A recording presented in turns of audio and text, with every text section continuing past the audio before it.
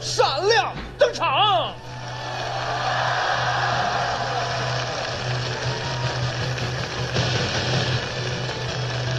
这位选手，来，先介绍一下自己。参加比赛呀，你得给评委讲故事，讲那种故事是越惨越好。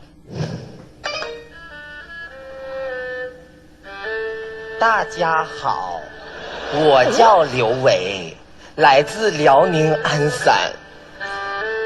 我从小出生在一个贫困人家，我爸8岁的时候就出车祸离开了我们娘俩，我妈从小把我拉扯，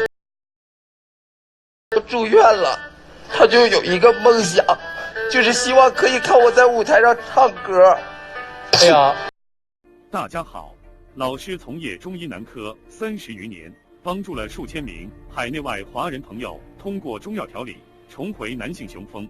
如果你也存在房事时间短、勃起无力、硬度差、中途疲软、肾虚、前列腺炎等问题，现在就加中医老师微信574-993-200，纯中药，1人1方，治根治本，帮助你持续坚挺20至40分钟，补肾壮阳，延时助勃，彻底告别快男软男。记住微信574-993-200。我今天要唱的这首歌是想唱给范晓萱老师听的，因为范晓萱老师是我的精神领袖。从小我就觉得范晓萱在我心中是参天大树，而我就是那个小小巧。我知道了，他一定要唱一支《我是一只小小鸟》。OK， 开始你的演唱。不是，来，音乐老师放音乐。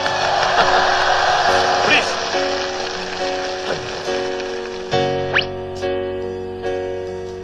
每次到了夜深人静的时候，我总是睡不着。我怀疑是不是只有我的明天没有变得更好，未来会怎样就知道，有谁会知道？幸福是否只是一种承诺，我永远都找不到。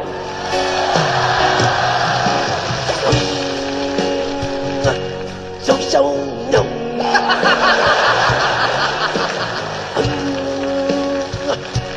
飞不高，我神经秘密，隐隐秘密，一个温暖的回答，这样的要求算不算？